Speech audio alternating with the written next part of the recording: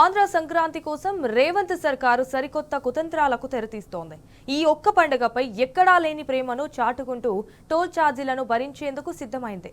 ఈ విషయంలో కేంద్ర మంత్రి నితిన్ గడ్కరీకి తెలంగాణ మంత్రి కోమటిరెడ్డి వెంకటరెడ్డి లేఖ రాశారు. ఆంధ్ర పాలకులకు సైతం రాని ఆలోచన ఇది. పైకి ట్రాఫిక్ జామ్ కాకుండా ఈ ఆలోచన అని కుంటి సాకులు చెప్తున్నా కాంగ్రెస్ ప్రభుత్వం మాత్రం పథకం ప్రకారమే టోల్ను భరించేందుకు ప్లాన్ చేస్తోందని స్పష్టమవుతోంది. నిజంగానే టోల్ ఛార్జీలను రద్దు చేయాలంటే ఈ ఒక్క పండుగకు మాత్రమే ఎందుకు చేస్తున్నట్టు?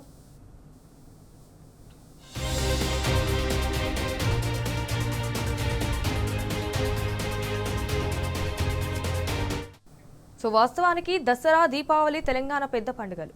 ఈ ఫెస్టివల్స్ సమయంలో టోల్ ఛార్జీలను రద్దు చేయాలన్న ఆలోచన రేవంత్ సర్కారుకు ఎందుకు రాలేదు?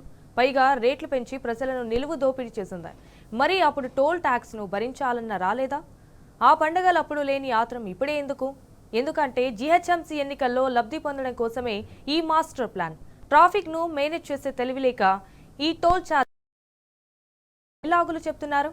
మరి వచ్చే దసరా, దీపావళికి టోల్ మినహాయింపు ఇస్తారా? సమ్మక్క సారలమ్మ జాతరకు ఇదే సూత్రం వర్తింపజేస్తారా అని తెలంగాణ సమాజం ప్రశ్నిస్తోంది. మరి జనవరి 28 నుంచి 31 వరకు మేడారం జాతర, అప్పుడు కూడా టోల్ మినహాయిస్తారా? టోల్ గేట్ల మార్గంగా దాదాపు 3 లక్షలకు వాహనాలు వెళ్లే అవకాశం ఉన్నందున ఇప్పుడు అమలు చేసిన నిబంధన మేడారం జాతర సమయంలో ఇంప్లిమెంట్ చేస్తారా అని తెలంగాణ సమాజం అడుగుతోంది. ఇటు తెలంగాణ వ్యాప్తంగా ఎన్నో టోల్ గేట్లు ఉండగా హైదరాబాద్, విజయవాడ రూట్లోనే ఎందుకు అడిగినట్టు? అంతలా మినహాయింపు ఇవ్వాలనుకుంటే రాష్ట్ర వ్యాప్తంగా అమలు చేయవచ్చు కదా.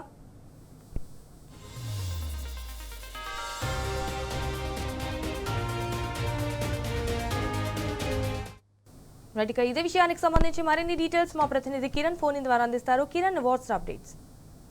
సంజన, ఏదైతే రాష్ట్ర ప్రభుత్వ తీరు కొత్త వివాదాస్పదంగా మారుతుంది. ప్రస్తుతం టోల్ ఛార్జీల ఏదైతే సంక్రాంతి పండుగకు ఊరెళ్లేటువంటి వాళ్ళందరి కోసం టోల్ ఛార్జీలను కూడా రాష్ట్ర ప్రభుత్వం భరిస్తుందంటూ కూడా కేంద్ర మంత్రి నితిన్ గడ్కరీకి కాసేపటి క్రితమే కోమటిరెడ్డి వెంకటరెడ్డి లేఖ రాయడం జరిగింది. ఈ నేపథ్యంలో టోల్ ఛార్జీల అమలుకు సంబంధించినటువంటి అంశాల్లో గత ప్రభుత్వం ఏదైతే గత పండుగలు ఏవైతే ఉన్నాయో తెలంగాణ పండుగలకు మినహాయింపు ఇవ్వనటువంటి రాష్ట్ర ప్రభుత్వం ప్రస్తుతం సంక్రాంతి పండుగకు ఈ టోల్ ఛార్జీలు మినహాయింపు ఇవ్వడం పట్ల, రాయితీ ఇవ్వడం పట్ల కొంత విమర్శలకైతే దారితీస్తుంది. 1000 కోట్లు వచ్చేటువంటి ఈ పండుగల సమయంలో అసలు ఒక్క రూపాయి కూడా ఆదాయం వెళ్ళట్లేదు, ₹1 ఆదాయం కూడా రావట్లేదు అంటూ కూడా రాష్ట్ర ప్రభుత్వం ఇటీవల కాలంలో రేవంత్ రెడ్డి చెప్పినటువంటి కామెంట్స్ మనం చూస్తాం. అయితే ఈ నేపథ్యంలో ఇన్ని 1000 కోట్లు భరించేందుకు రాష్ట్ర ప్రభుత్వం దగ్గర నిధులు ఎక్కడున్నాయి? అటు వైపు యూరియా కొరత ఇబ్బందులు పెడుతుంది, కొంతమంది పెండింగ్ బిల్లులు చెల్లించాలని కూడా కోరుతా ఉన్నారు, అటు పిఆర్సీ కోర్టు, ఇట్లా చాలా అనేక రకాల అంశాలు ఉన్నాయి.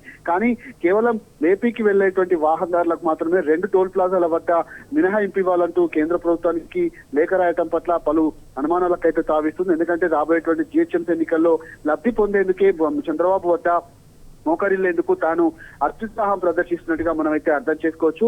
ఈ నేపథ్యంలో పూర్తి స్థాయిలో ఈ లేఖకు సంబంధించినటువంటి అంశంలో, ఎందుకంటే తెలంగాణలో ఉన్నటువంటి పండుగలు కావచ్చు, జాతరలు కావచ్చు, పెద్ద మొత్తంలో వెళ్తా ఉంటారు. కానీ వాటి ఏటికి కూడా కనీసం మినహాయింపు ఇవ్వలేదు, రాయితీ ఇవ్వలేదు.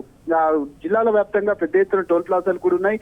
వాటికి ఇవ్వనటువంటి మినహాయింపు ఇటు విజయవాడకు వెళ్లేటువంటి వాహనదారులకు ఎందుకు మినహాయింపు ఇవ్వాల్సి వస్తుందనే దానిపైన కూడా పలు విమర్శలకైతే తావిస్తున్నటువంటి నేపథ్యంలో రాష్ట్ర ప్రభుత్వ తీరంతా కూడా ఎన్నికల్లో లబ్ధి పొందేందుకు మాత్రమే అంటే ఇట్లా ప్రయత్నాలు చేస్తున్నట్టుగా మనకైతే ఆరోపణలు అయితే రాజకీయ విశ్లేషకుల నుంచి కూడా వినపడతా ఉన్నాయి. 1000 కోట్ల ఆదాయం వచ్చేటువంటి టోల్ ప్లాజాల్లో పెద్ద మొత్తంలో కనీసం ఆ టోల్ ప్లాజాల వద్ద ఉన్నటువంటి ఆదాయం కట్టుకునేందుకు కూడా వాళ్ళకి అవకాశం ఉంటుంది. కానీ అక్కడ ప్రత్యామ్నాయ ఏర్పాట్లు చేయకుండా, పూర్తిగా ఉన్నటువంటి రోడ్ల పనులు మరమ్మతులు చేపట్టకుండా వెళ్లేటువంటి ట్రాఫిక్ పైనే దృష్టి పెట్టి అమౌంట్ అంతా కూడా మేమే భరిస్తాము, ఈ నిధులన్నీ కూడా మేమే భరిస్తామంటూ లేఖ రాయడం పట్ల కూడా సర్వత్ర విమర్శలు అయితే వ్యక్తమవుతున్నాయి. ఈ నేపథ్యంలో కాసేపటి క్రితం ఉదయం నుంచి మనం చెప్పుకుంటున్నట్టుగానే ప్రస్తుతం ఆ లేఖకు సంబంధించినటువంటి అంశం కూడా లేఖ రాయటం జరిగింది నితిన్ గడ్కరీకి. ఈ అంశంలో కేంద్ర ప్రభుత్వం ఏ విధంగా స్పందిస్తుందనేది మాత్రం ప్రస్తుతం మనం వేచి చూడాలి.